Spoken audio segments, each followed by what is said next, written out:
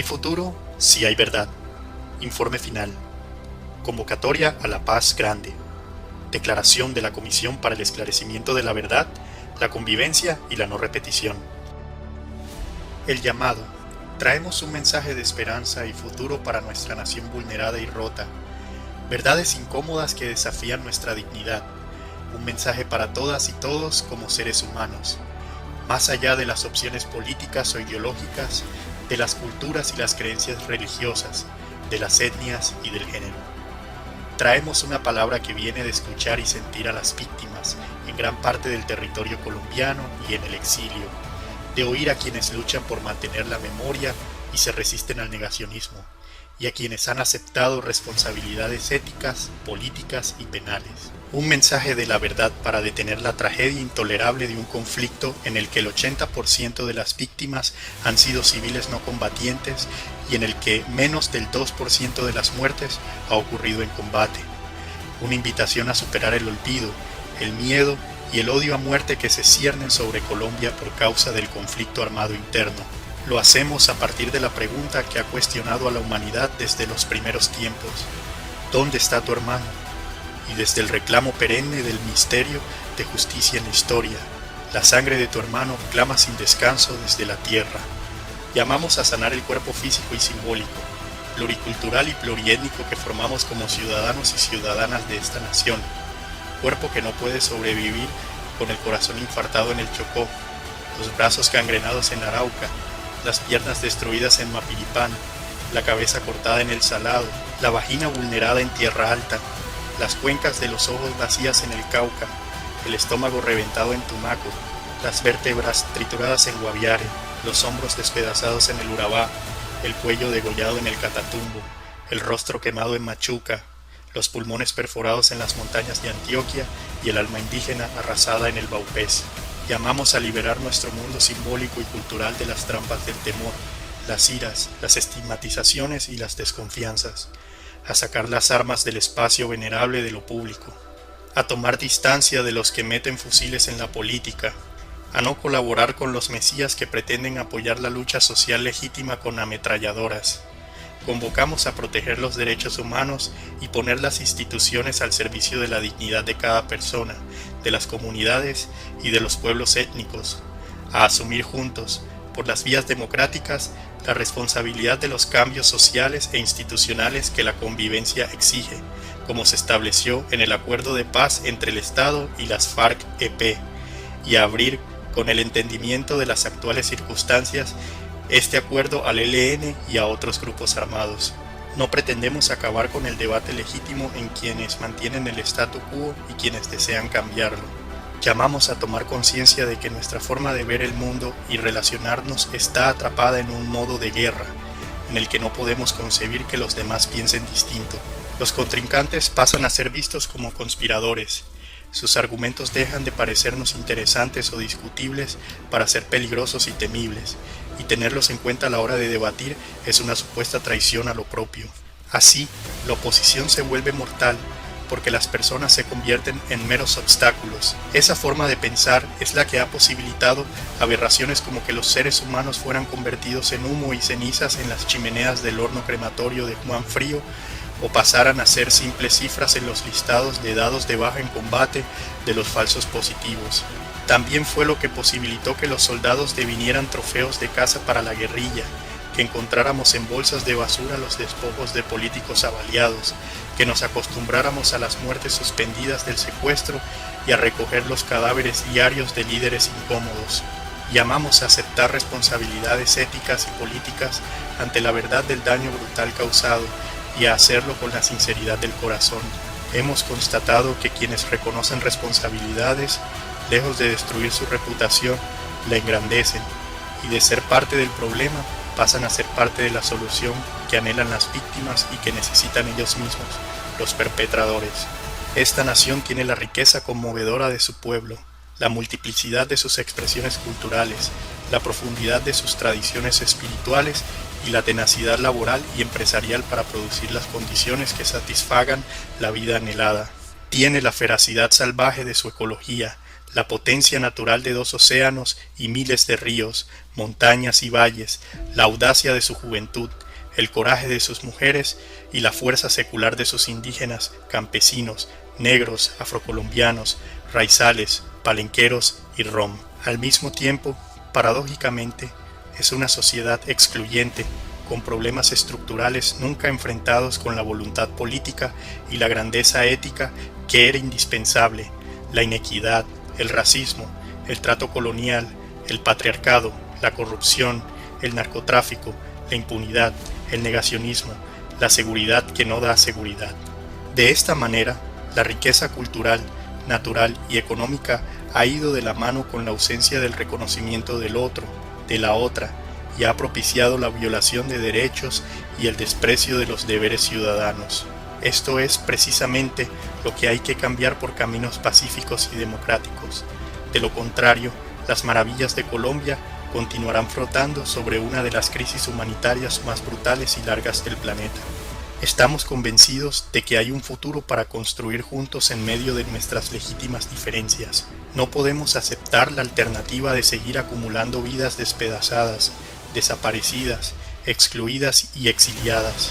No podemos seguir en el conflicto armado que se transforma todos los días y nos devora. No podemos postergar, como ya hicimos después de millones de víctimas, el día en que la paz sea un deber y un derecho de obligatorio cumplimiento, como lo expresa nuestra Constitución. ¿Desde dónde hablamos? Fuimos 11 los comisionados y comisionadas nombrados por el Comité de Escogencia que estableció el Acuerdo de Paz. Venimos del acompañamiento a comunidades, de las causas étnicas y a favor de los derechos de las mujeres, del desarrollo regional, la ciencia, la cultura, el arte y la memoria, los derechos humanos, el periodismo analítico y el trabajo con todas las víctimas, de la universidad y los centros de investigación social, de la administración pública, de otras comisiones de la verdad y de la iglesia y otras tradiciones espirituales. También de acoger a organizaciones de soldados y policías y exguerrilleros heridos en combate. Y debemos nuestro origen al coraje de estos grupos que forman el movimiento por la salida negociada al conflicto, la paz y la reconciliación. Somos una de las 3 entidades creadas por el Acuerdo de Paz entre el Estado colombiano y las FARC-EP. Formamos el Sistema Integral para la Paz, junto con la Unidad de Búsqueda de Personas Dadas por Desaparecidas, con sus siglas UBPD, y a la Jurisdicción Especial para la Paz, conocida también como JEP. La Comisión para el Esclarecimiento de la Verdad, la Convivencia y la No Repetición, o simplemente la Comisión como la llamaremos aquí, es una entidad del Estado, autónoma, de carácter constitucional, que no depende de la Presidencia, el Congreso ni el Poder Judicial, con el deber de esclarecer la verdad sobre el conflicto. Dedicados a esta causa, murieron nuestros compañeros comisionados Alfredo Molano y Ángela Salazar. Alfredo, hasta su último día, recorrió ríos, caminos y páramos en su pasión por los campesinos, y Ángela gastó su fuerza y alegría en favor de tantas comunidades hasta que una noche del Urabá el COVID la arrancó de su gente. Siguiendo el reglamento, elegimos a quienes tomaron el relevo de nuestro amigo y nuestra amiga. 2 meses antes de concluir el informe final, uno de los comisionados, escogido al inicio de la comisión, decidió retirarse. Lo que hicimos. Durante más de 3 años, escuchamos a más de 30.000 víctimas en testimonios individuales y encuentros colectivos en 28 lugares donde establecimos casas de la verdad, en resguardos y comunidades afrocolombianas, en cumpañis gitanos y entre los raizales, así como en el exilio en 24 países. Recibimos más de 1000 informes de la sociedad civil organizada, empresas, organizaciones por la defensa de los derechos humanos y la naturaleza, buscadoras de desaparecidos, mujeres y población LGBTIQ+, de cientos de niños y miles de jóvenes, además de quienes fueron llevados a la guerra a esas edades.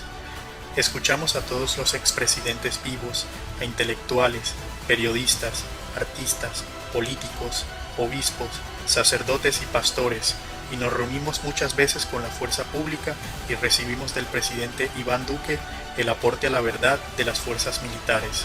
Escuchamos a comparecientes ante la JEP y sostuvimos reuniones y actos de reconocimiento con excombatientes de las FARC-EP, miembros del Partido Comunes, exintegrantes de las demás guerrillas, exparamilitares del Pacto de Ralito y otros responsables que están en las cárceles. Realizamos la misión a partir de dos procesos interconectados: la escucha en diálogo social abierto y la investigación. La Corte Constitucional prolongó por 7 meses más nuestra vigencia inicial de 3 años, en respuesta a la solicitud de víctimas y organizaciones de derechos humanos, para recuperar el tiempo reducido por la pandemia, ampliar nuestro ejercicio de escucha y terminar la preparación del informe final y del legado que entregamos. La solidaridad internacional. Tuvimos el apoyo del Sistema de Naciones Unidas y todas sus agencias, del Secretario General, el Consejo de Seguridad, la Misión de Verificación y el Fondo Multidonantes, y recibimos el respaldo claro y discreto del Papa Francisco, el apoyo eficaz de la Unión Europea y sus países miembros, además de Noruega, Suiza y el Reino Unido, de la Agencia de los Estados Unidos para el Desarrollo Internacional, USAID, de todos los países de América y de Japón. Contamos con más de 200 aliados internacionales, que incluyen entidades bilaterales, el Centro Internacional para la Justicia Transicional, con sus siglas ICTJ, y fundaciones privadas como Porticus, Ford, Open Society y Rockefeller. En el encuentro con la comunidad internacional que conoce de guerras, nos ha impresionado el aprecio que dan al proceso de paz de Colombia como una de las noticias positivas en un mundo en conflicto y una de las negociaciones más serias entre un Estado y una insurgencia poderosa. Como parte de la verdad que somos como nación, constatamos la solidaridad con las víctimas y el apoyo al proceso de paz de la comunidad internacional, en contraste con la indiferencia en grandes sectores de la sociedad colombiana, que parecen no tener conciencia del sufrimiento de millones de compatriotas por causa del conflicto armado interno. Creemos que es posible. Aunque hay nuevas formas del conflicto armado, y a pesar de haber zonas del país donde las comunidades consideran que ahora la inseguridad es peor, somos conscientes de que no estamos en los tiempos de la guerra en los que las FARC-EP llegaron a controlar la iniciativa de la confrontación violenta, y cuando el paramilitarismo, en el grado mayor del terror, llegó a constituir una alternativa política a las puertas del poder. Tiempos en que las masacres eran de 50 o 100 personas, las desapariciones y los secuestros se contaban por centenas, los desplazamientos por cientos de miles, y todas las camas del hospital militar estaban copadas por heridos de guerra. Lo ganado con el Acuerdo de Paz de noviembre de 2016 es una realidad. Si bien no se dio la transformación participativa regional que se esperaba, y los planes de desarrollo con enfoque territorial se limitaron a proyectos demostrativos validados por la misión de verificación de la ONU, estos mismos y la elección al Congreso de las Víctimas en las circunscripciones especiales de paz muestran que se puede y se debe ir más allá, hasta que amemos la vida, como lo hemos cantado en los territorios. El pueblo conoció en 2017, el año más tranquilo vivido en medio siglo, lo que significa la paz, y no va a renunciar a ella. El legado. Recibimos la misión de esclarecer en 3 años y medio la verdad de este conflicto armado de más de 6 décadas, dignificar a las víctimas, alcanzar el reconocimiento voluntario por parte de los responsables, favorecer la convivencia en los territorios y formular propuestas viables para la no repetición. Con decisión y en medio de presiones, oposiciones y riesgos, así como lo del COVID, hicimos lo que nos fue posible. Entregamos el informe final, conformado por un conjunto de volúmenes que abordan las diferentes dimensiones del conflicto en un diálogo constante con la sociedad, para dejar en marcha un proceso que esperamos que sea irreversible y creciente. Queremos que el informe produzca el efecto de una piedra que cae en un cuerpo de agua y que sus ondas ericen la superficie entumecida de Colombia. Con la entrega, legamos también un archivo de derechos humanos y nuestro sistema de información misional, que contiene el compilado de toda nuestra investigación con los instrumentos tecnológicos para seguir produciendo conocimiento hacia la paz, así como la transmedia digital, accesible en computadores y celulares desde cualquier parte, y en la que quedan el informe final, las recomendaciones de la comisión, narrativas audiovisuales y productos pedagógicos construidos en el cumplimiento de nuestra misión. Entregamos este legado de verdad a la sociedad colombiana, a la JEP, a la UBPD, y a la Unidad para la Atención y Reparación Integral a las Víctimas, UARIP, y lo ponemos en manos de más de 3.000 organizaciones e instituciones aliadas. Tenemos confianza en que el presidente elegido, Gustavo Petro, y la unidad social y política que él ha convocado, así como las altas cortes, tomarán el informe final y sus recomendaciones e impulsarán el diálogo democrático e institucional para desarrollar los cambios necesarios. Queda en marcha el Comité de Seguimiento y Monitoreo sobre las recomendaciones, formado por 7 personas, la mayoría mujeres, elegido por nosotros mismos en cumplimiento del Decreto 588 de 2017 y del reglamento de la Comisión. El acontecimiento de la verdad. Junto con la JEP, la UBPD y el Centro Nacional de Memoria Histórica, por sus siglas CNMH, la Comisión ha contribuido a hacer de la verdad un derecho público y un acontecimiento dentro y fuera del país. Esto se constata en la disposición de las víctimas que llegaron por miles a la Comisión, superando el miedo que aún se vive en algunos territorios, en las palabras de aceptación de los responsables en actos de reconocimiento, en la generosidad de pueblos que tras escucharlos acogieron a victimarios, en los documentos entregados por centenares de grupos, en las instituciones y empresas que aportaron su visión sobre el conflicto. Muestras del acontecimiento son también los cuestionamientos, tergiversaciones y fake news, así como el negacionismo, las mentiras, los ataques y las estigmatizaciones contra miembros de la Comisión. Esclarecer la verdad. Recibimos la misión de esclarecer la verdad sobre el conflicto, y lo hemos hecho en 2 momentos. Primero, al escuchar para acoger la realidad del impacto físico y emocional de la violencia en las personas y las comunidades. Esos daños y dolor incuestionables que no necesitan interpretación. Segundo, al buscar la verdad que explique por qué pasó esto, quiénes lo hicieron, cuál es su responsabilidad y cómo evitar que continúe, qué pasó con la sociedad y el Estado mientras eso ocurría. Primer paso del esclarecimiento: acoger la realidad de las víctimas. Antes de cualquier discurso o sermón, pongan las manos sobre el cuerpo ensangrentado de su pueblo. Les pidió el Papa Francisco a los obispos reunidos en Medellín. Nosotros, los comisionados, acogemos el llamado poniendo las manos sobre la Colombia herida.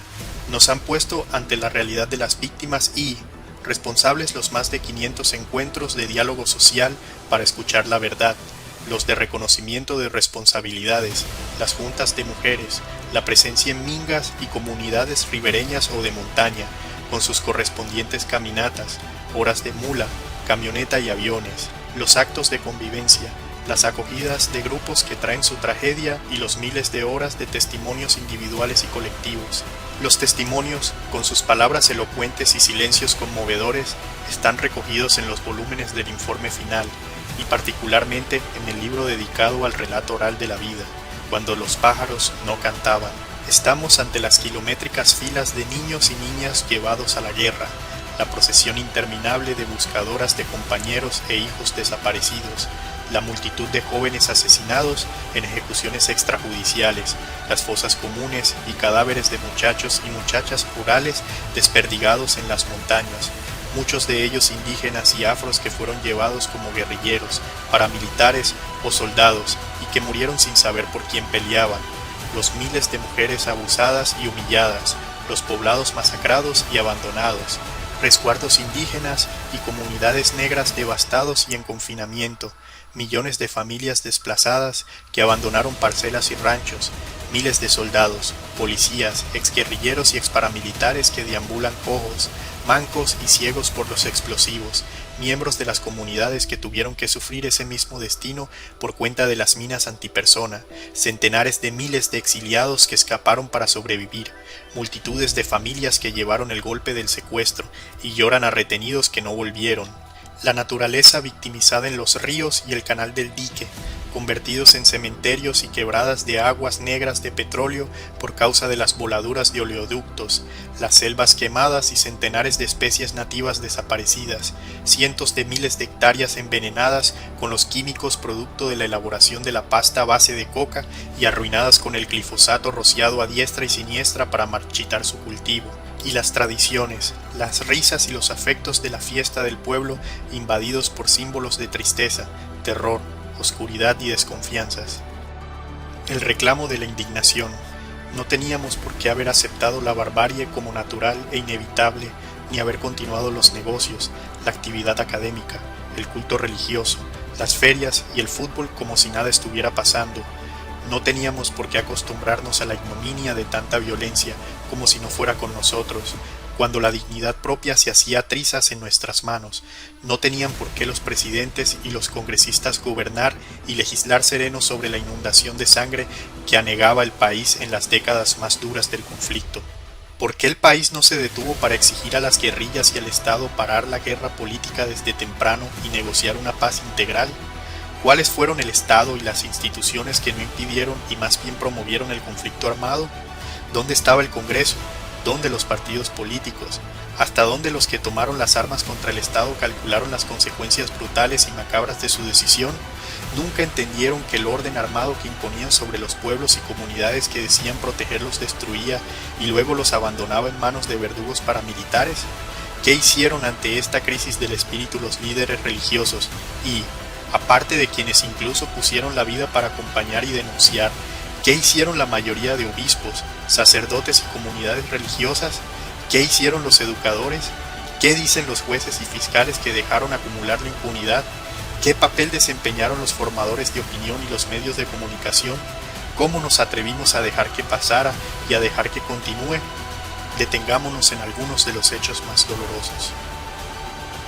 Los desaparecidos. Un día, las mujeres que buscan a sus familiares desaparecidos llegaron a Pasto invitadas por la comisión y llenaron el parque central con las fotografías de las hijas e hijos que les fueron arrebatados y que nunca volvieron. Venían de todas las regiones y entregaron testimonios de años de lucha entreverados con la consigna que gritaban en las calles: vivos se los llevaron, vivos los queremos.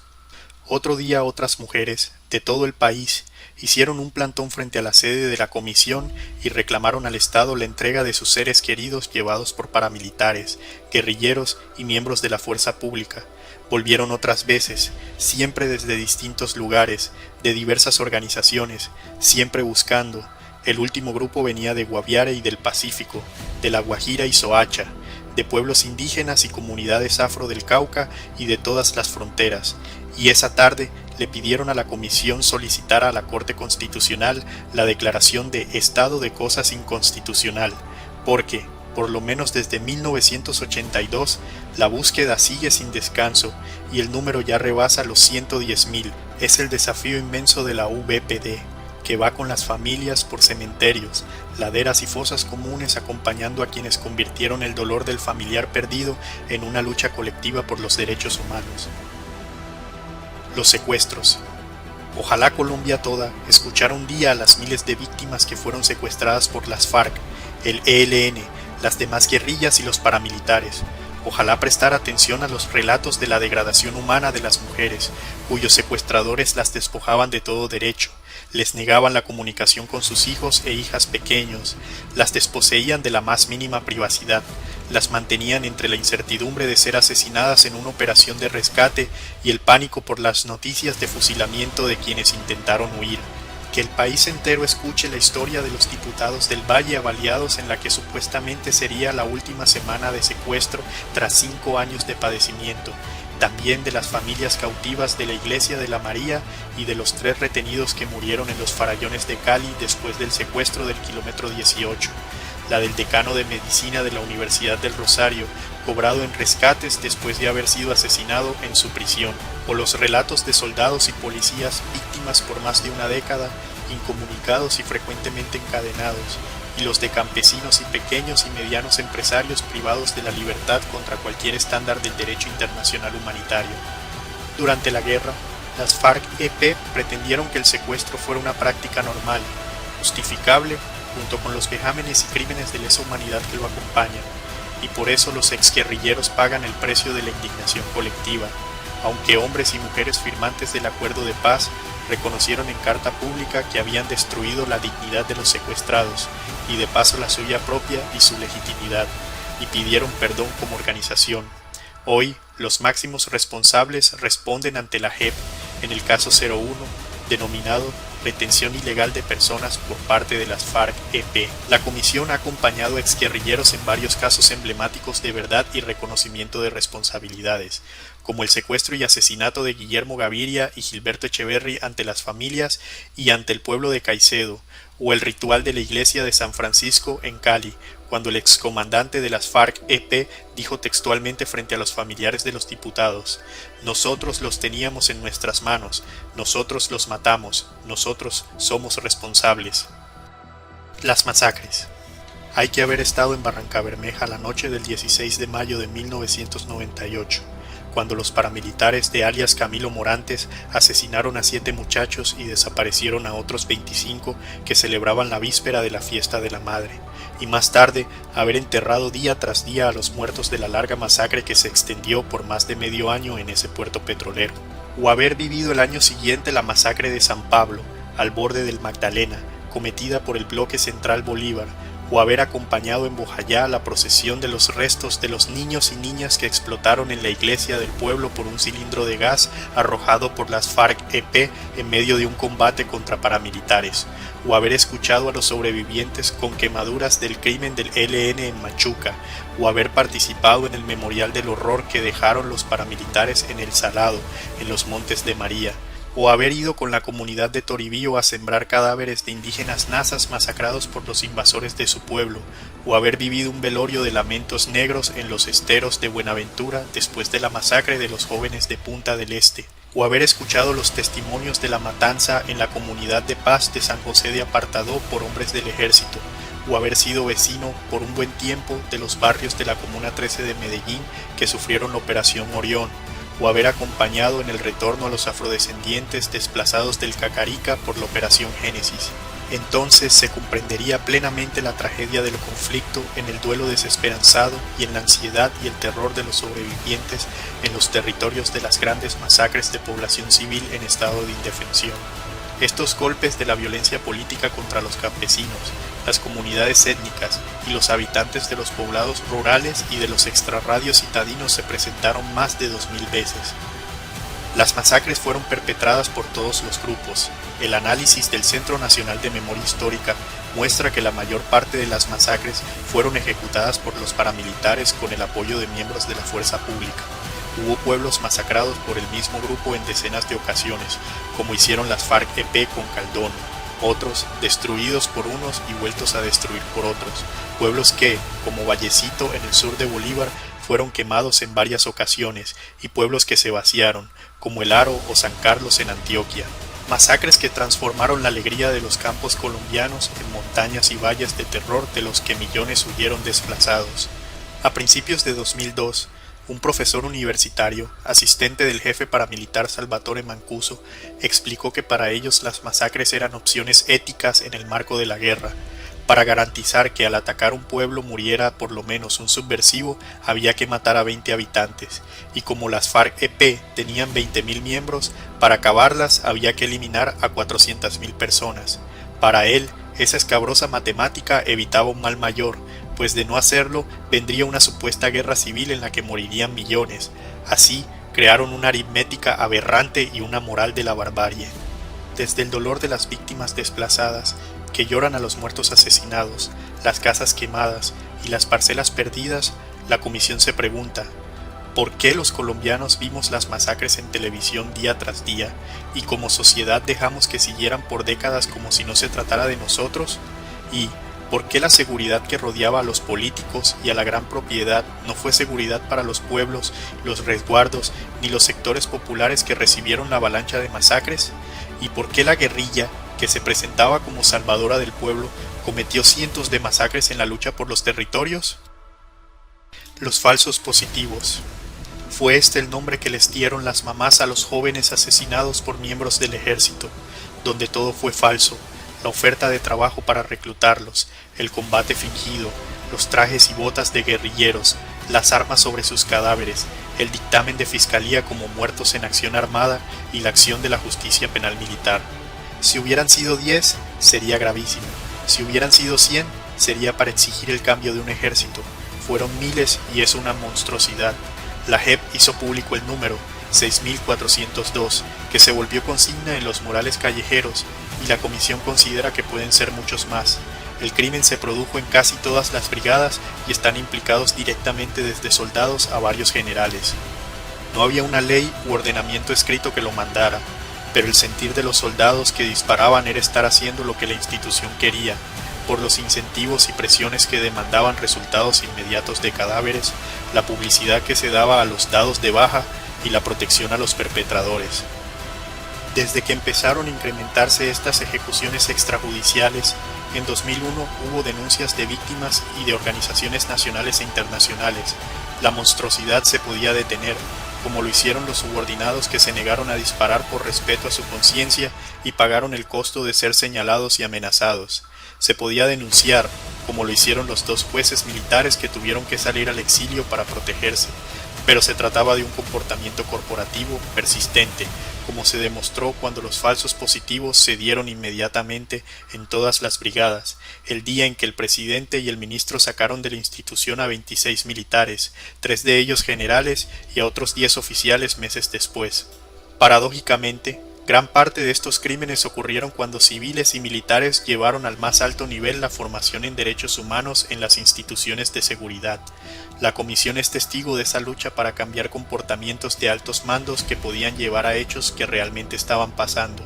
Estos esfuerzos dieron lugar a la investigación emprendida en el segundo semestre del 2008, que resultaría en la expulsión de los militares. ¿Por qué no lo hicieron antes, cuando eran tantas las denuncias? De haberlo hecho, se habrían evitado cantidades de asesinatos.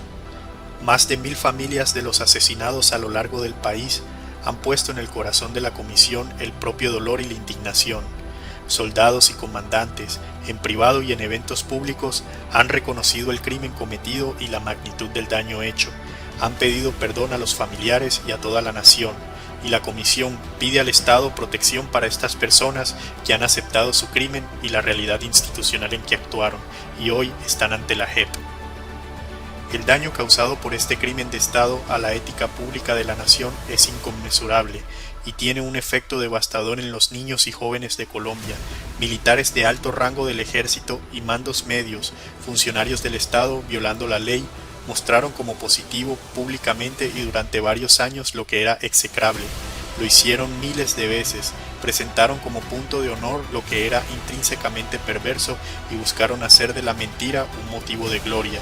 Y este daño moral a la nación vulnera la legitimidad social de toda la fuerza pública, para dolor, al mismo tiempo, de muchos hombres y mujeres de integridad moral que ponen su honor en ser miembros del Ejército de Colombia.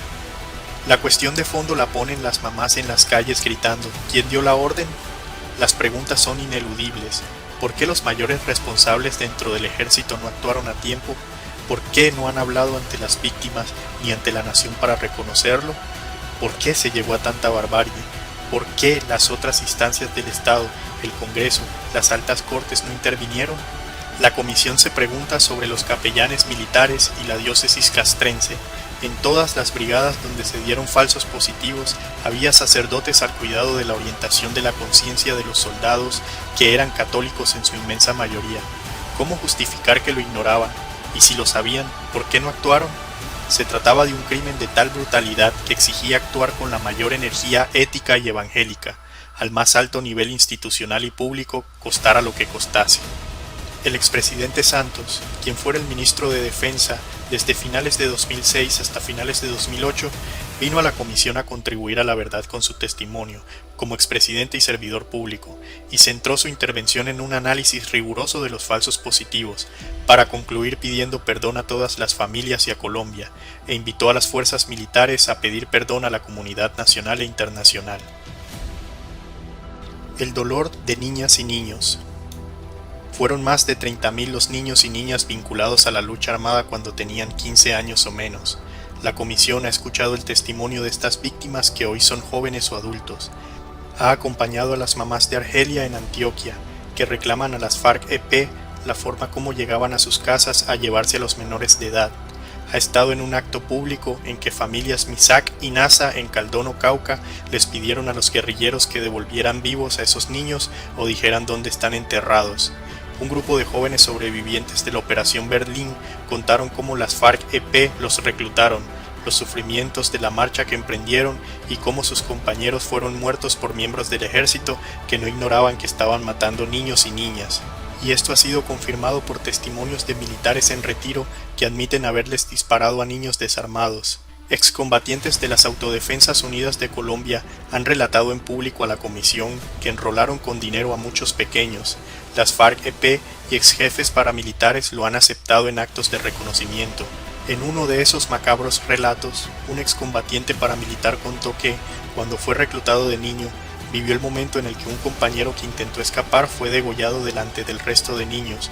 Luego ellos fueron obligados a pasar de mano en mano la cabeza del amigo. Y, entre todas estas víctimas, son más de 1000 quienes han tenido el valor, en acontecimientos de la verdad, de relatar los sometimientos, adoctrinamientos, abusos emocionales y sexuales, abortos repentinos, tristezas y silencios en que quedó prisionera su niñez. Pero la realidad del conflicto es compleja. También llegaron a la comisión mujeres y hombres que entraron como niños a la guerrilla y que aún después de dejar las armas defienden su historia de vida como una en la que hubo respeto y crecimiento personal.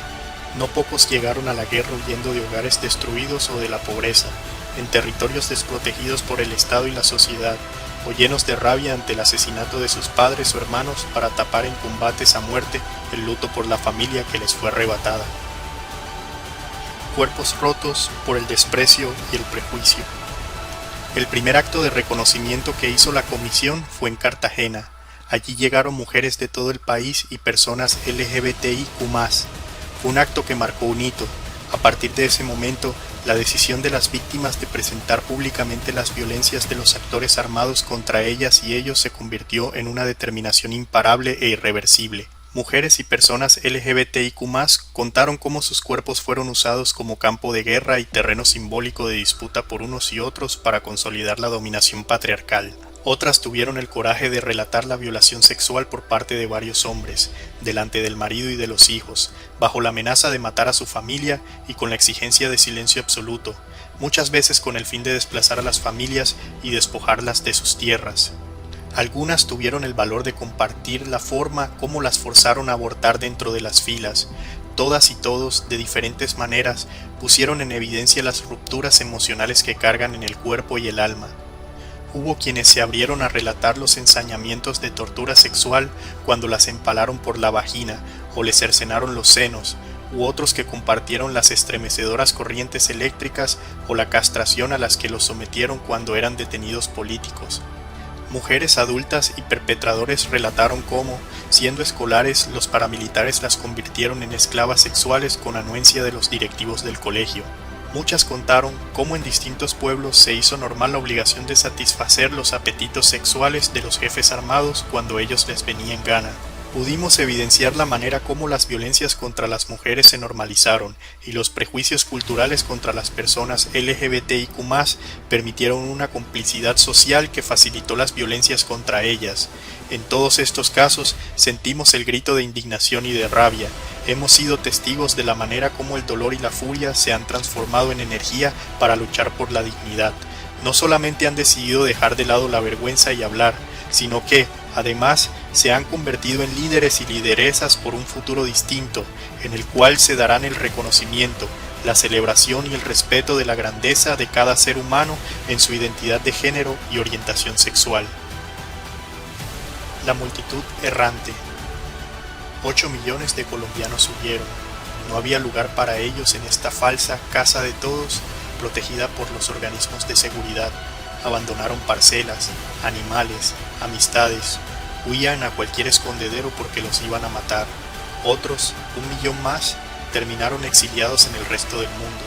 Más de 4 millones eran menores de 18 años y más de 5 millones mujeres. Los que no se fueron resistieron al terror y los asedios, en los campos y montañas, en los resguardos indígenas, algunos diezmados hasta el exterminio, en las comunidades afro, confinadas por los grupos armados. Otros originaron comunidades de paz o empezaron procesos de resistencia colectiva que dieron lugar a las zonas de reserva campesina. No pocos perseveraron íngrimos.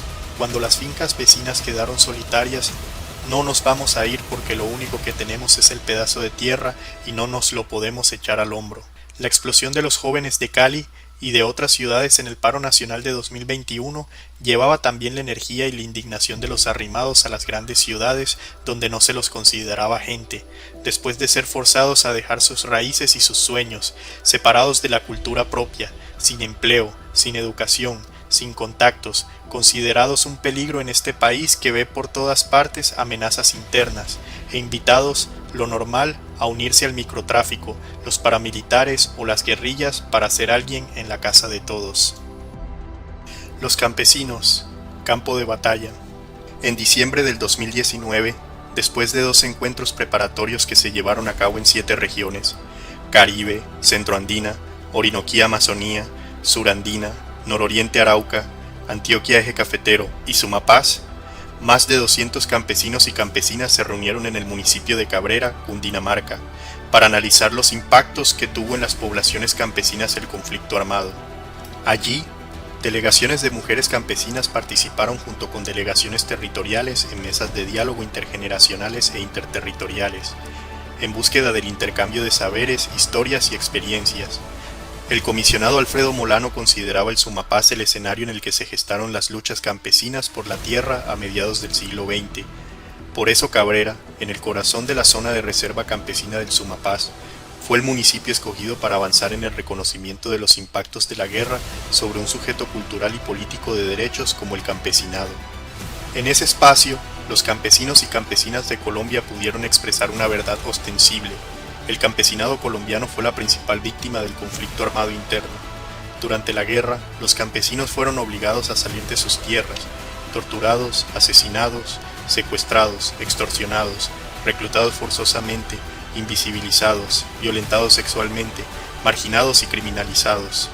Todos los actores armados contribuyeron a esta tragedia, y algunas de las heridas generadas por esta guerra aún siguen abiertas. Los despojos y la violencia afectaron especialmente a las familias campesinas. Desde las 393.000 parcelas despojadas en la época de la violencia, hasta los más de 2 millones de hectáreas que se reclaman en el actual proceso de restitución de tierras, tuvieron como mayor afectado al campesinado.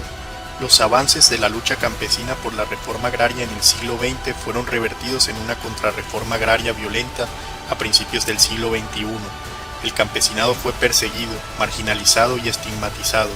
Durante el conflicto armado, campesinos y campesinas cayeron víctimas de las balas y las bombas arrojadas por la fuerza pública en operaciones militares contra el narcotráfico y contra las insurgencias, y también cayeron por los cilindros bomba y los tatucos de la guerrilla en sus procesos de expansión y control territorial, y fueron víctimas de despiadadas masacres por parte de los paramilitares. Al referirse al conflicto en Colombia, el escritor Tomás Eloy Martínez lo dijo con precisión: rara vez los adversarios combaten entre sí, su campo de batalla es el cuerpo de los campesinos. Los indígenas, negros, afrocolombianos, raizales y palenqueros, y rom. El sufrimiento y la incertidumbre causados por el conflicto armado interno se vivieron en todas partes de Colombia, pero fueron y siguen siendo más destructores y persistentes en las comunidades étnicas por muchas razones.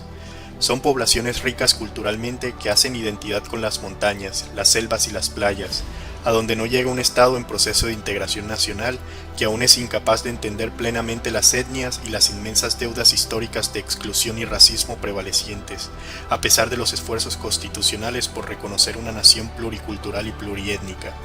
Allí, el olvido nacional y la exclusión crearon condiciones propicias para el despojo y para que la coca tradicional de uso medicinal se volviera una mercancía turbulenta.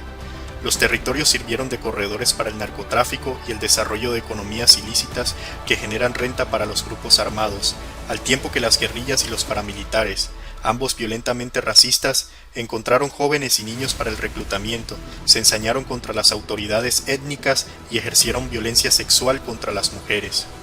Más de 100 pueblos indígenas distintos vivieron y expresaron su identidad y soberanía, hasta que llegó la conquista. Entonces, en nombre del rey y del Dios de los cristianos, los españoles impusieron la dominación armada e institucional. Esta subyugación física, espiritual, simbólica y cultural de los pobladores y el irrespeto sin límite al ser humano se profundizó con la traída y venta en mercado de cientos de miles de africanos esclavizados para usarlos y explotarlos en haciendas, minas y plantaciones. La normalización cotidiana del sometimiento no les permitió entender a los criollos y españoles que en el corazón de los indígenas y los negros crecía un grito por la dignidad que iba a romper lo injusto de ese mundo racista y esclavista, en una lucha que tomaría siglos y que ya se anunciaba en las rebeliones indígenas locales, en la resistencia de los palenques y en profetas contra el racismo en la Nueva Granada, como los jesuitas Antonio de Sandoval y Pedro Claver. En estos gritos por la grandeza humana, las etnias lucharon por su dignidad y sus territorios y fueron atacadas, expulsadas y, en varios casos, aniquiladas. En medio de esta realidad institucional y cultural, tuvo lugar la guerra política de la independencia, y la misma realidad racista y excluyente prevaleció en el establecimiento de la República, en las guerras civiles y en la confrontación entre liberales y conservadores, y se ha dejado sentir como una violencia desproporcionada sobre indígenas y negros durante las décadas del conflicto armado interno.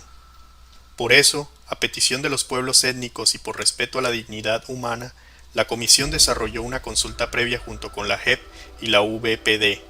Mediante ese mecanismo se aprobó crear una dirección de pueblos étnicos en la Comisión, que ha mantenido vivo en nuestra búsqueda el clamor de justicia y en el eco de siglos de memoria, la vivencia del sufrimiento de los pueblos y el aprecio por las luchas de autonomía, tierra, libertad y dignidad, protocolizadas en sus organizaciones y defendida por la seguridad serena y fuerte de la Guardia Indígena y la Guardia Cimarrona.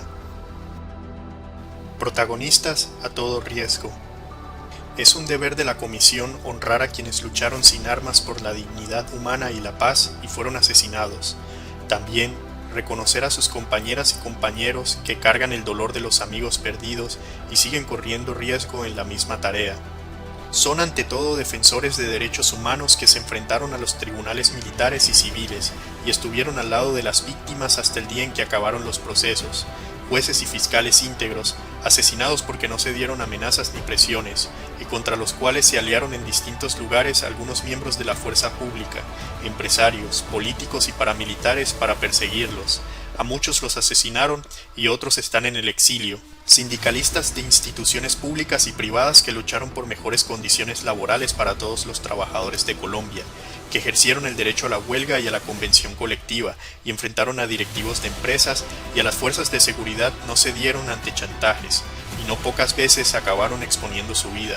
Jóvenes universitarios llenos de entusiasmo por la causa de construir una sociedad sin exclusiones ni desigualdad, y a quienes mataron en expresiones de audacia, resistencia civil y grafitis, música y danza, líderes espirituales, sabios indígenas y afrocolombianos, religiosas y sacerdotes, obispos, pastores, jóvenes inspirados en la fe fueron asesinados en los campos y ciudades, y sus memorias son veneradas como presencia inspiradora. El campo del infierno. Miembros de la comisión que recorrimos el país a finales del siglo pasado, recordamos los letreros dejados por la guerrilla en los alrededores de los poblados. Campo minado, no se salga del camino. Y tenemos el recuerdo de aquel niño ciego y la niña sin pies que se apartaron del sendero cuando iban a la escuela. Y sabemos hoy de las playas del Pacífico sembradas de minas antipersona. Recordamos la llegada de las víctimas al diálogo de La Habana, antes de que empezara esta comisión, cuando un campesino puso sobre la mesa la prótesis plástica que le servía de pierna para reclamarle a la guerrilla. Ustedes pusieron el artefacto en el lugar donde ordeñábamos las 2 vacas que teníamos en la finquita. Así, guerrilleros y paramilitares llenaron de bombas las trochas campesinas, las riberas, los sembrados y las selvas. Se calculó que después de Afganistán, este país era el más minado del mundo, y en el campo vimos chigüiros y venados, reses y perros que caían en esas trampas para humanos. El suelo campesino y los territorios étnicos, allende de los grandes latifundios y los cultivos agroindustriales, se volvieron un infierno. Vimos también a los soldados mancos y ciegos, víctimas de minas escondidas entre matorrales, a la altura de la cara, y a los jóvenes excombatientes postrados para siempre en sillas de ruedas, y hemos encontrado a las familias de unos y otros que vieron reventar ilusiones. Hemos palpado el costo que en sus cuerpos despedazados llevan muchachos policías que seguían órdenes de arrancar coca en campos cargados de pólvora y metralla. Tras el acuerdo de paz se inició un proceso de desminado que está avanzando, pero los territorios que quedan por desbrozar son enormes, sobre todo en las regiones indígenas afro, donde hoy los narcos y grupos en guerra siembran minas de nuevo para atajar así la erradicación manual de los programas de sustitución de cultivos, mientras las comunidades siguen esperando el día en que empiece la reforma rural integral acordada en La Paz. El modelo económico. En la tarea de comprender el conflicto armado y en la búsqueda de caminos de no repetición, la Comisión constató una y otra vez, en testimonios y documentos, la situación de pobreza en el campo y los barrios populares de las grandes ciudades, una desigualdad que sitúa a Colombia entre los 10 países más inequitativos del mundo, sumada a una descomunal concentración de tierra que se acrecentó durante la guerra interna y que les arrebató a los campesinos 8 millones de hectáreas, forzándolos a huir a las comunas urbanas, a tumbar selva y a abrir frontera agrícola. Constatamos también la exclusión de los territorios y poblaciones indígenas y afros, y la imposición sobre estos de proyectos de minería y agroindustria que destruyeron sus entornos culturales y ecológicos, y agredieron selvas, montañas y ríos. Es una paradoja la injusticia y el abandono de un pueblo de cultura vibrante y creativa que habita un territorio de inmensa riqueza ecológica, y paradójica la magnitud de la pérdida de vidas humanas, infraestructura, veredas y parcelas, los billones de dólares quemados en un conflicto armado inútil. Hay un país que no cuenta, y al mismo tiempo tenemos una de las gestiones macroeconómicas y financieras más estables del continente. Aunque no hicimos estudios específicos sobre el conflicto armado y la economía, después de 4 años de escuchar el drama de la guerra, la Comisión da por sentado que si no se hacen cambios profundos al modelo de desarrollo económico del país, será imposible conseguir la no repetición del conflicto armado que se reiterará y evolucionará de formas impredecibles. 4 aspectos llaman a una consideración especial. Primero, el manejo de los recursos públicos por el Estado, que no cobra impuestos como debe a las clases pudientes, pierde un alto porcentaje de los recursos en manos de la corrupción y no redistribuye los impuestos que sí cobra para disminuir la inequidad. Al mismo tiempo, al asignar los recursos públicos, deja inmensas desigualdades regionales y abandona el campo y la reforma agraria integral indispensable para la paz. Segundo, la conducción de los grandes proyectos exitosos de inversión privada en la industria, la agroindustria y las finanzas, que en Colombia es llevada con rigor administrativo, pero que, contrariamente a lo que la sostenibilidad reclama, se ha resistido a incluir en los mercados a la población popular de las ciudades y a los campesinos, indígenas, afrocolombianos y rom, y ha dejado por fuera de la participación en la producción de la vida con dignidad a millones de colombianos para perjuicio de la tranquilidad de todos, porque tal exclusión requiere gastos inmensos en una seguridad agresiva.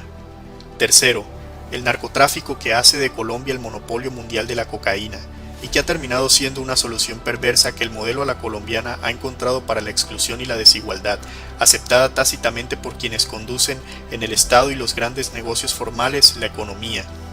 Una solución fatal que mantiene activo el conflicto armado en los campos y las comunas populares, compra las campañas electorales y amarra a la administración pública, disemina la corrupción y hace proliferar el contrabando y la minería ilegal, y que provee recursos a más de la mitad de los colombianos que demandan bienes y servicios en el llamado sector informal, lo que seguramente explica por qué una Colombia en guerra tiene más crecimiento económico que sus vecinos. Finalmente, lo que ha sido grave por el dolor y la injusticia sobre las víctimas es la constatación de iniciativas empresariales protagonistas en el conflicto, que pagaron a grupos paramilitares con el fin de desplazar y despojar de las tierras y los territorios a las comunidades, e implantar negocios de agroindustria o minería, o que dentro de los emprendimientos estigmatizaron a los trabajadores y son cómplices de asesinatos de centenares de sindicalistas.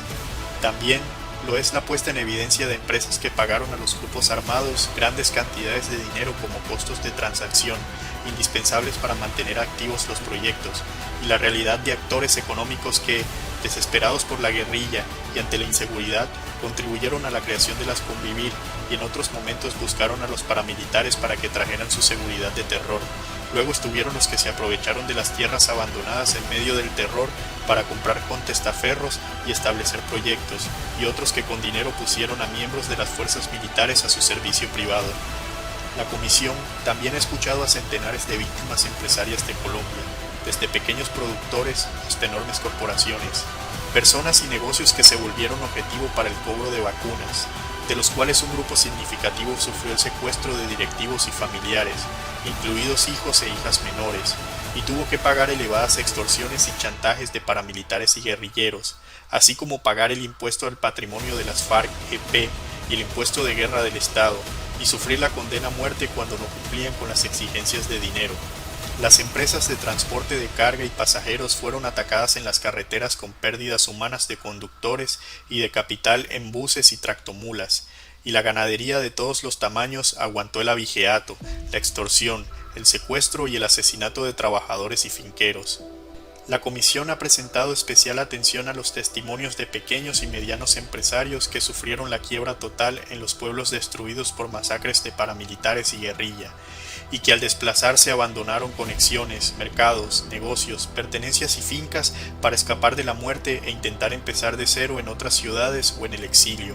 En medio de todo está la realidad de empresarios de todos los estratos que, a pesar de los costos humanos y monetarios pagados y de las incertidumbres, permanecieron en el país y siguen arriesgando inversiones, convencidos de que su mejor contribución a la paz es preservar en la tarea cotidiana de contribuir a la producción de los bienes y servicios para la vida con dignidad de los colombianos y colombianas. Pasamos ahora al siguiente momento del esclarecimiento, cuando la comisión busca responder a las preguntas ¿por qué?, ¿quiénes?, ¿con qué intereses y en qué alianzas? Segundo paso del esclarecimiento: la explicación para poder afirmar. La discusión sobre la explicación. Continuamente se nos han formulado estas preguntas. ¿Cómo llegan ustedes a la explicación de la verdad? ¿Cómo pueden escoger entre tantas posibles? ¿Acaso no están sesgados? La comisión no es dueña de la verdad, al contrario, sabe que le pertenece a la verdad y que debe esclarecerla.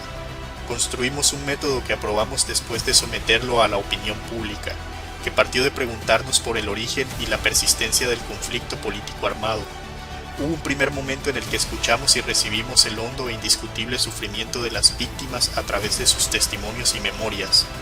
Luego pasamos un segundo momento de investigar los contextos que explicaran los hechos violentos y que permitieron dar respuestas al por qué y al cómo se dieron, de elaborar hipótesis y contrastar puntos de vista complementarios o contrarios, y así, una vez alcanzada la mejor explicación, hay un tercer momento en el que la comisión se pregunta, ¿eso es lo que realmente ocurrió? ¿Estamos seguros de que es así y no es de otra manera? La respuesta a estas últimas preguntas es sí o no, y compromete la honradez de los comisionados con las víctimas, la coherencia y rigor para poder afirmar o negar que un determinado acontecimiento es así y no de otra manera. Conlleva además la obligación moral de no callar ante la verdad encontrada o de reconocer que aún no se puede afirmar y que hay que continuar la búsqueda. No aceptamos el argumento de autoridad, según el cual algo es verdadero porque lo dijo una persona importante. Esto no contradice la colaboración en el conocimiento con lo que otros han encontrado. Al contrario, nos permite mantener una visión crítica. Por ejemplo, incorporamos las formas de pensar indígenas y afro, además de las dimensiones de género y de los diferentes grupos etarios. En todo caso, no compartimos aquella posición según la cual hay muchas verdades que valen igual sobre un mismo asunto. A través del método mencionado, escuchamos e incorporamos hasta donde nos fue posible estas diferencias como elementos para el esclarecimiento. Empero, las diversas opiniones e hipótesis son para la comisión parte del proceso de búsqueda, pero no verdades en sí mismas, sino aportes importantes para responder a las preguntas pertinentes y para el contraste que nos permite hacer una afirmación con certeza. Somos conscientes de la complejidad de la verdad histórica que se entrega desde el significado que los contemporáneos dieron a los hechos y las transformaciones de la cultura, las instituciones y las leyes a lo largo del tiempo. Sabemos que muchas veces solo se puede llegar a afirmaciones condicionadas, en las que se asevera que la hipótesis que mejor explica es una, pero que hay otras que deben tenerse en cuenta. La comisión tiene conciencia de que logra verdades importantes dentro de la información y los contextos que hoy conoce, como quien descifra partes significativas de un cuadro mayor, siempre en la apertura hacia una explicación más completa. Pero esta verdad sobre lo intolerable, de hecho, fragmentaria como sea, sigue siendo verdad y exige decisiones éticas y políticas que se plantean en recomendaciones de no repetición. Una vez compartidos estos puntos sobre el método, presentamos elementos de contexto explicativo sobre los cuales la comisión ha dialogado durante la tarea. Algunos elementos del contexto explicativo. El entramado complejo. Hubo millones de víctimas, pero no porque un día alguien tuviera la idea repentina de salir a matar o a bombardear pueblos. Todo ocurrió en un complejo sistema de intereses políticos, institucionales, económicos, culturales, militares y de narcotráfico, de grupos que ante la injusticia estructural optaron por la lucha armada, y del Estado y las élites que lo gobiernan, que delegó en las fuerzas militares la obligación de defender las leyes, el poder y el statu quo. Una confrontación permanente entre quienes eran protegidos y abandonados, entre los que inventaron formas de defensa privada porque no había fuerza pública que los defendiera y los que, apoyados por el Estado, montaron y financiaron las Convivir, con el apoyo de los militares en terreno, y evolucionaron hacia aparatos violentos de masacres y desplazamiento, de campesinos que luchaban por la tierra en la incertidumbre de los títulos, entre narcotraficantes convertidos en paramilitares o parapolíticos y guerrilleros que determinaban quién gobernaba en los territorios y condicionaban al Estado local, entre administradores de justicia corruptos y jueces íntegros y valientes, entre proyectos económicos respetuosos del ser humano y otros devastadores de la naturaleza y de la gente. No se pueden establecer causas aisladas, todo ocurre en un enjambre de instituciones estatales y privadas, de grupos políticos e insurgentes, de decisiones y, finalmente, de millones de víctimas. Las responsabilidades. La Comisión tiene en cuenta ese entramado complejo y cambiante que condiciona las decisiones individuales y grupales de quienes estaban en conflicto. Las responsabilidades son distintas para quienes ejercían el poder del Estado y quienes lo defendían, pues debían a toda costa respetar sus leyes sin que el conflicto los exculpara de ello, y distintas para quienes se levantaron en armas y negaron la legitimidad del Estado, y son diferentes según el lugar de cada quien en la sociedad. En el Sistema Integral para la Paz, la JEP determina quiénes fueron los máximos responsables de los mayores crímenes de guerra y de lesa humanidad, y los condena a penas de justicia restaurativa en el marco de un debido proceso transicional. La Comisión, por su lado, establece responsabilidades históricas, éticas y políticas de carácter colectivo, y se refiere a responsabilidades individuales solo cuando es indispensable para la comprensión del conflicto. No somos un organismo judicial, por eso nuestra verdad no es forense. Aún así, esta urgencia de establecer y aceptar responsabilidades es indispensable para la paz, porque sin ella la construcción de futuro se paraliza. Los amigos alemanes que nos acompañan en el proceso de la Comisión nos han enseñado que su pueblo recuperó la dignidad y el orgullo cuando, incluso décadas después del genocidio judío y de los crímenes de guerra cometidos, asumió como propio el sufrimiento de las víctimas, hizo suya la herida como cuerpo de nación y reconoció la responsabilidad colectiva. Ante nosotros está la posibilidad de hacer propia, como cuerpo de nación responsable, la herida de más de 9 millones de víctimas. La historia. El informe final que entrega la Comisión incluye un volumen dedicado al relato histórico que muestra una democracia en construcción en medio del conflicto por el poder del Estado. No pretendemos establecer esta narrativa como la historia oficial de Colombia, sino abrir caminos para una conversación sin miedo sobre la nación que somos y el Estado que hemos construido. Dentro de ese relato, cabe destacar dos aspectos que nunca cesan: las armas en la política y la idea del enemigo interno. Las armas en la política. En la historia comparada con el resto de países del continente, Colombia se destaca por el alto nivel y la persistencia de armas en la política. Lo que entre nosotros se volvió normal, no lo es para el resto. En la violencia política, normalizada durante 6 décadas, y con la mezcla del narcotráfico, se asesinaron candidatos a la presidencia y a los distintos cuerpos legislativos, así como congresistas, diputados, concejales y alcaldes de distintos partidos, y se estigmatizó al adversario hasta el extremo del genocidio político de la Unión Patriótica.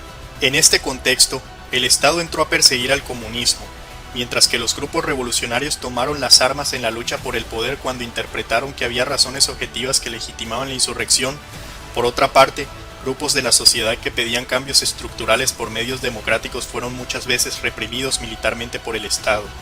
La disputa política legítima entre ciudadanos que detentan el poder y protegen el statu quo y los que buscan el poder para establecer cambios estructurales, en lugar de hacerse en el debate democrático y concluir en una negociación de intereses razonables, comenzó con armas hasta prolongarse en una guerra de más de medio siglo que no acaba de acabarse. El enemigo interno. La convicción para muchos de que hay un enemigo interno en la vida política ha ido de la mano con la presencia de las armas en la disputa pública. Para la extrema derecha, dentro y fuera del Estado, este enemigo interno está compuesto por el Partido Comunista, sus aliados, sus epígonos y sus simulacros, y el enemigo interno es el enemigo de clase para la extrema izquierda revolucionaria, opuesta a la burguesía y a las élites capitalistas del establecimiento. Es obvia la gran asimetría en esta confrontación, que ha beneficiado al poder en manos del Estado y a los sectores gobernantes, pero lo grave y difícil de reconciliar es la posición mutua de rechazo absoluto del otro. Con el enemigo no se negocia, nunca se le dice la verdad, con él no es posible construir el nosotros y nosotras de una nación. En consonancia con esto, aparece por lado y lado la combinación de todas las formas de lucha y la vinculación, quieranlo o no, de los ciudadanos al conflicto. La estigmatización y los señalamientos proliferan. El enemigo interno se extiende a los que piensan distinto, se enraiza en la cultura, está en la base de la desconfianza generalizada.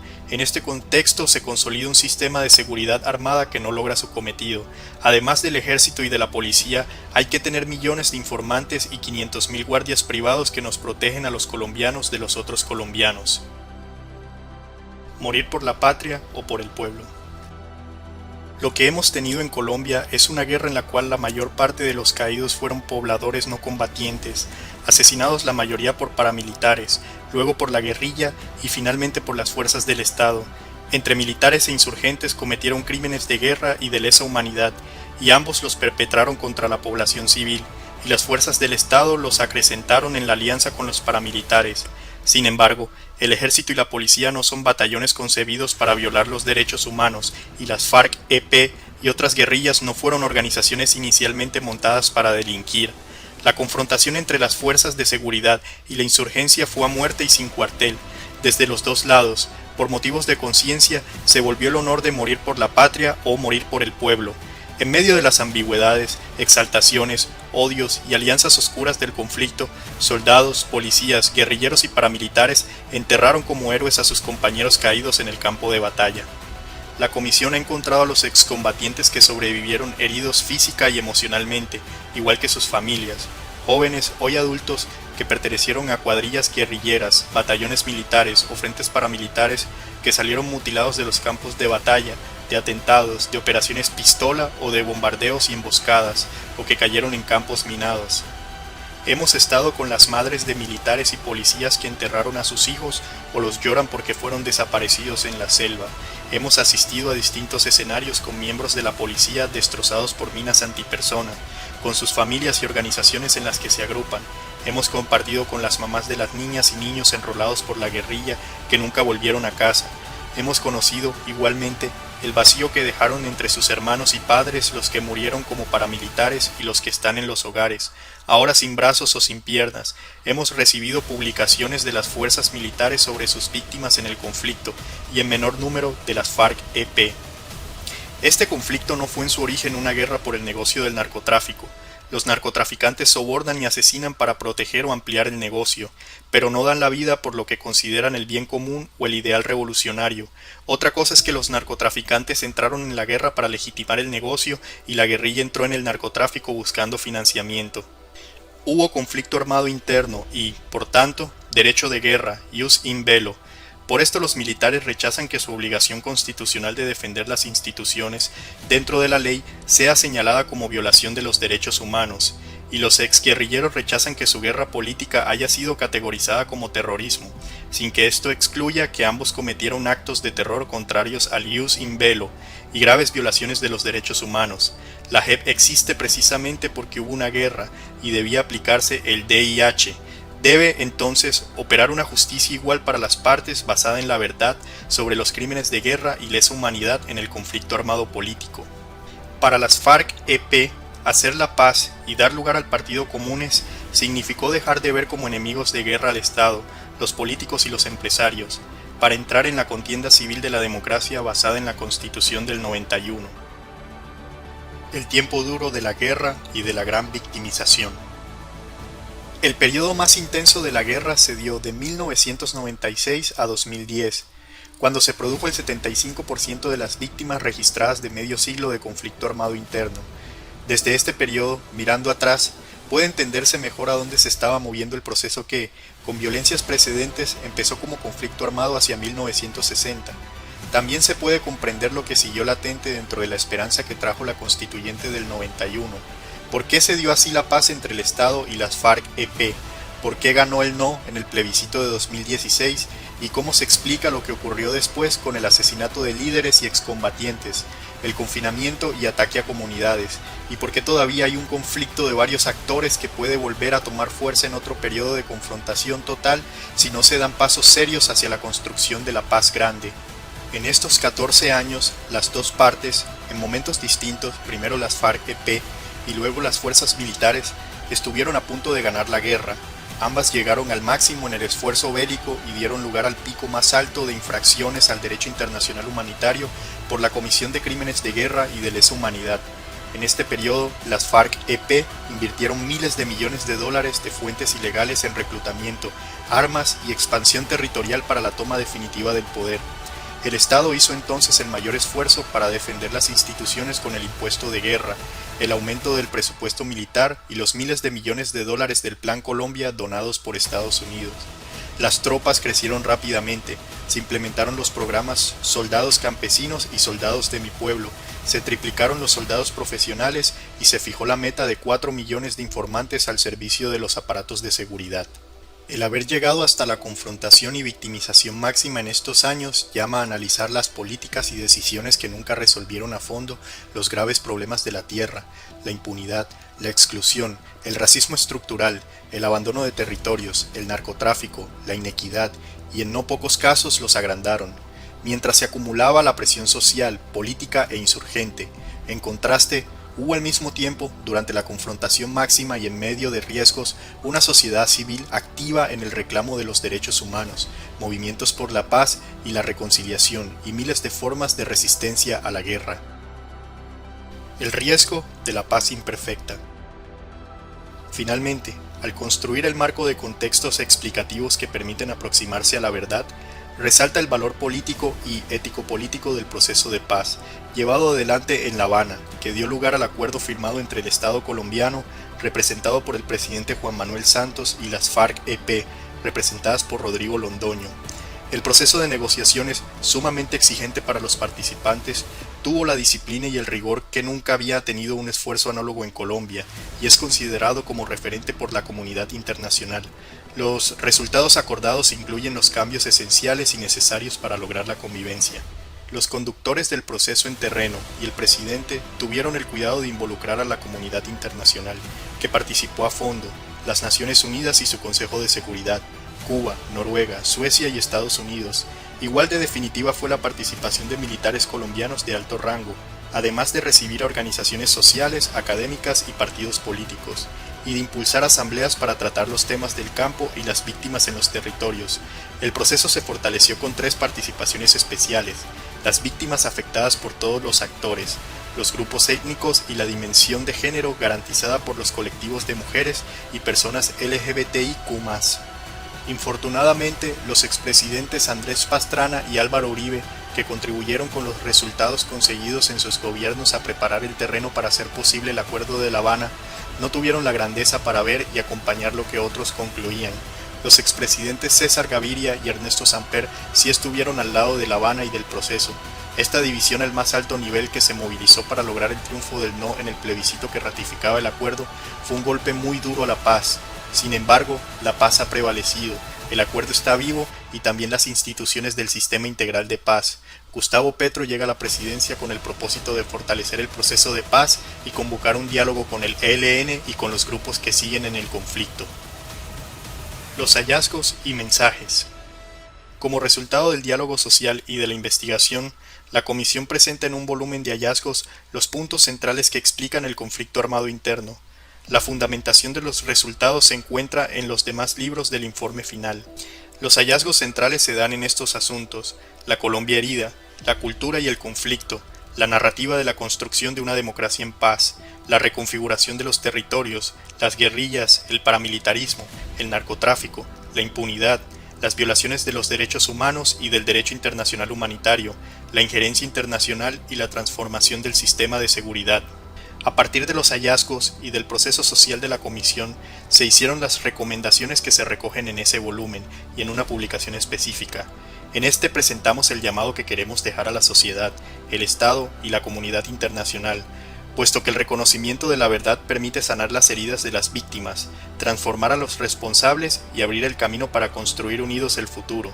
La Comisión pide a los colombianos y colombianas, sin distinción, acoger las verdades de la tragedia de la destrucción de la vida humana entre nosotros y tomar la determinación de no matar por ningún motivo a nadie, que cada muerte violenta sea rechazada de manera colectiva y rotunda, y que logremos poner la vida de los humanos y de la naturaleza en el centro y por delante de todo interés particular, que ningún colombiano tenga que huir al exilio para proteger su vida. A todo el pueblo colombiano, reconocer a las víctimas del conflicto armado en su dolor, dignidad y resistencias, reconocer la injusticia de lo vivido y el trauma colectivo que compartimos como sociedad, y comprometernos con la reparación integral y transformadora de los más de 9 millones de víctimas del conflicto armado interno. Mirar críticamente la historia, desde una perspectiva que le dé un lugar a la presencia constante de la memoria para la construcción de la paz y la no repetición, de forma que comprometa al Estado y a la sociedad en su conjunto y aporte al fortalecimiento de valores democráticos. A los jóvenes, encarar la verdad de las causas y los horrores del conflicto armado, y construir la nación nueva que está en sus manos, porque ustedes son el futuro. Les pedimos no colaborar en nada que profundice la muerte, el odio y la desesperanza, y ser los líderes en la puesta en marcha de las recomendaciones que entrega la Comisión. A la sociedad y el Estado, implementar de manera integral el acuerdo final de paz, y avanzar hacia el consenso sobre las transformaciones necesarias para superar los factores que han facilitado la reproducción de los ciclos de violencia, y hacerlo partiendo de la convivencia en los territorios a través de la reconstrucción de la confianza de los ciudadanos entre sí mismos y con las instituciones, y siempre en la perspectiva nacional de la paz grande. Al Estado, a partir de la verdad de que cada día de guerra aleja la posibilidad de la convivencia y la gobernabilidad, tomar la iniciativa para la paz con el ELN y otros grupos armados, y buscar con los demás grupos ilegales diálogo para la negociación o el sometimiento a la justicia.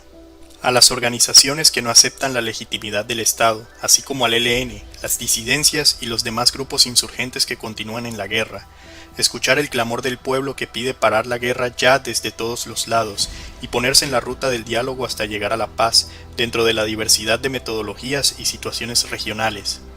A todos los estamentos sociales y políticos, profundizar la democracia, mediante la exclusión definitiva de las armas del escenario venerable de lo público y poner en marcha una reforma que abra espacios para sectores y grupos excluidos, en una democracia representativa que refleje la pluralidad territorial y étnica del país y que tenga en el centro el diálogo deliberativo, con la participación ciudadana directa y la movilización como herramientas fundamentales para garantizar los derechos, el restablecimiento del tejido social, la construcción de confianza institucional y el rechazo definitivo a la violencia contra quienes piensan distinto. A los estamentos de justicia, frenar la impunidad, reconstruir la confianza en el Estado y garantizar la imparcialidad e independencia de los entes de investigación y juzgamiento, proteger a los funcionarios judiciales, a las víctimas y a quienes participen en los procesos, y esclarecer la criminalidad organizada y sancionar a los responsables. Al gobierno, la fuerza pública, los partidos políticos, los empresarios, las iglesias, los educadores y demás decisores en Colombia, reconocer la penetración del narcotráfico en la cultura, el Estado, la política y la economía, y la forma como la guerra contra las drogas configura uno de los principales factores de la persistencia del conflicto. Les pedimos desarrollar mecanismos de investigación que permitan enfrentar con verdadera eficacia tanto el sistema de alianzas e intereses involucrados en el narcotráfico como la judicialización de los aparatos políticos, financieros y armados que lo hacen posible, así como cambiar la política hacia el campesinado y los eslabones más débiles de la cadena para superar problemas estructurales de pobreza, exclusión y estigmatización. Todo lo anterior desde un enfoque de derechos humanos y de salud pública, para emprender el diálogo a fondo hacia soluciones éticas, educativas, jurídicas, políticas y económicas, tanto en el ámbito nacional como internacional, que permitan avanzar en la regulación del mercado de drogas y superar el prohibicionismo. Al Estado y la sociedad, establecer una nueva visión de la seguridad para la construcción de paz, como bien público centrado en las personas, en la cual la protección de todos los seres humanos y de la naturaleza sea lo primero, una visión en la que la seguridad deje de estar restringida a lo militar y se construya desde la confianza colectiva, con el apoyo de todas las instancias del Estado, a las formas en que las comunidades, las etnias y los territorios construyen convivencia, sobre la base de diálogos entre los ciudadanos y las instituciones, para hacer las transformaciones necesarias en el Estado, las fuerzas militares, la policía y las organizaciones de la sociedad civil como un elemento fundamental para la paz. A la burocracia estatal y los administradores públicos y privados, rechazar y acabar la corrupción en los distintos niveles, romper hábitos y complicidades y actuar con determinación en el control ciudadano y la sanción eficaz de las leyes para detenerla. Al Estado, la sociedad y, particularmente, al empresariado de los grandes proyectos industriales y financieros, dar prioridad a la garantía de las condiciones de bienestar y vida digna de las personas y las comunidades sin exclusiones, desde una visión compartida de futuro para superar las desigualdades estructurales que hacen de este país uno de los más inequitativos del mundo en la concentración de los ingresos, la riqueza y la tierra, y que la inversión estatal, empresarial y financiera se incorporen a la creatividad y la pasión de la juventud popular y del campo, que exige ser parte de la producción de la vida querida por todos los colombianos.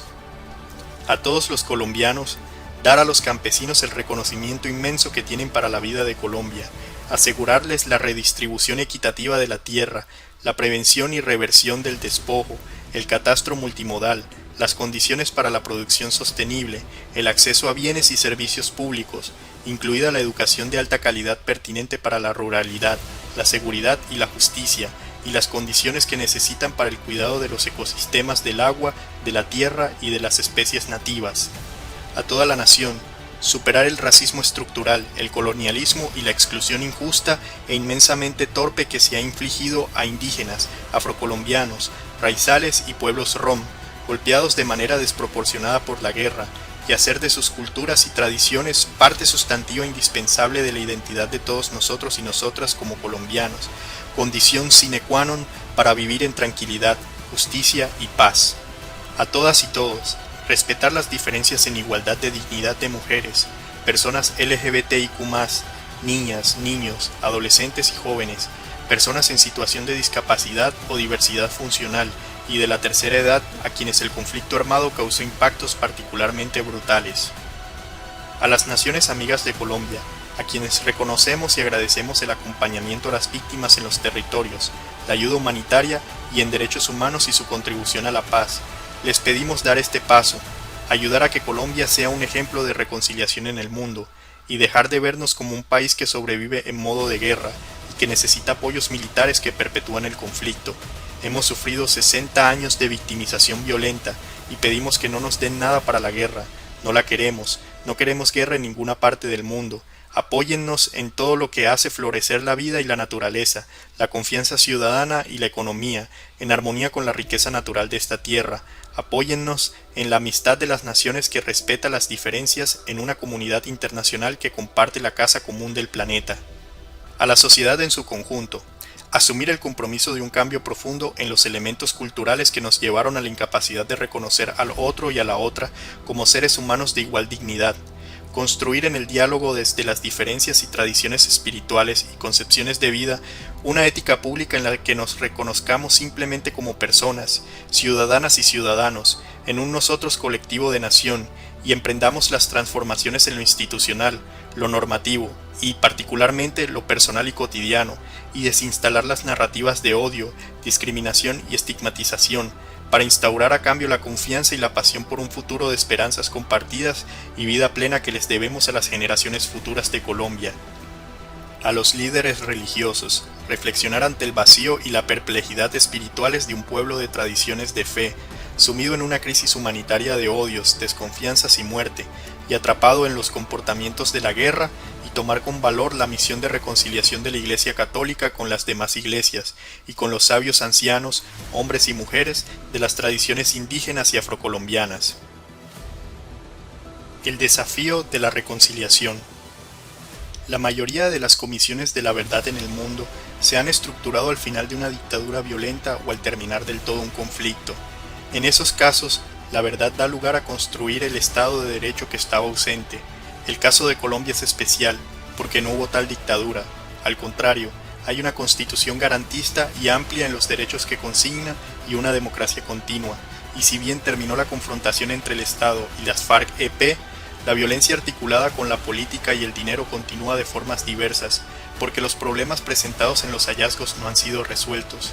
Para resolverlos, necesitamos ser una sociedad que haga propio el dolor de las víctimas, que diga no más, que asuma la justicia de la transición, una sociedad que, sin pasar la página del olvido, tenga el coraje de construir en las diferencias, incorporando a los que se han odiado, para posibilitar un diálogo en el respeto que hace la verdadera democracia.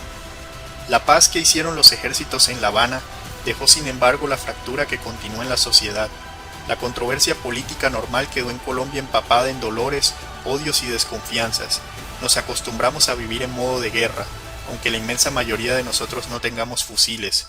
Por eso, hemos recibido un mensaje que no tuvieron las otras comisiones del mundo, mensaje pedido por los firmantes del Acuerdo del Teatro Colón, los garantes del acuerdo, Naciones Unidas, la comunidad internacional, la Corte Constitucional, la Iglesia Católica y las demás iglesias cristianas, y los sabedores y mamos indígenas y mayores afro, y, sobre todo, las víctimas agobiadas por la desesperanza. Que la verdad cruda que ustedes entregan nos lleve a la reconciliación. Esta es la petición formulada de muy diversas maneras, pero siempre la misma. Reconciliación significa aceptar la verdad como condición para la construcción colectiva y superar el negacionismo y la impunidad. Significa tomar la determinación de nunca más matarnos y sacar las armas de la política.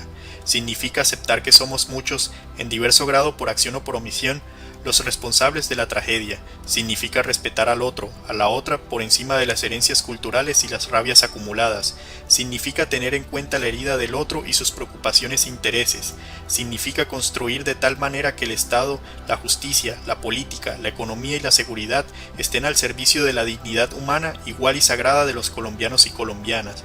Significa que esto lo vamos a construir juntos o no habrá futuro para nadie, y para ir juntos tenemos que cambiar, que el actual Estado se transforme en un Estado para la gente, que los políticos paren la corrupción, que los empresarios no excluyan de la participación en la producción a una multitud que reclama el derecho a ser parte, que los que acaparan la tierra la entreguen, que cambien todos los que colaboran con el narcotráfico, con la guerra, con la exclusión, con la destrucción de la naturaleza, que no haya más impunidad, que los que siguen en la guerra entiendan que no hay derecho para seguir haciéndola porque no permite la democracia ni la justicia y solo trae sufrimientos, que tenemos que construir desde las diferencias con esperanza y confianza colectiva para que seamos posibles hoy y en las generaciones de mañana.